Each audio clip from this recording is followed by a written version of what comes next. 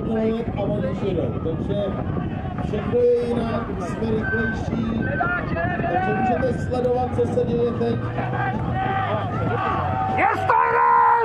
Vypadá to, že Dragon Team předení na dráze číslo 3 nepopření vůbec nic a si vítězství pro postup do semifinále. Druhá místo se zváže Xavier 104. To je od číslo 4.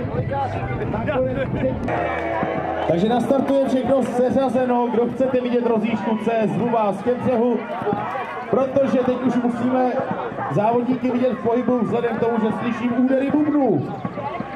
No a velmi dobrá reklamní záležitost, to se týče barvy drezů, tak to je Mondy Štětí, to jsou ty drezy plný much. Svítivě oranžová, ale dobře si vede i v zeleném posádka draků MZV, nejdále od nás na 4.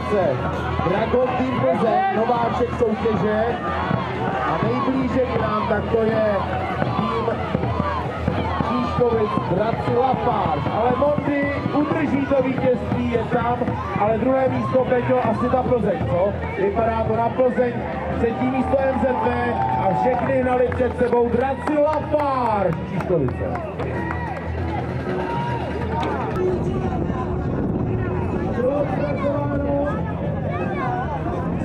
Lodem jsou v pohybu a za malý okamžik se vesmíme, kdo zvítězí. Downwind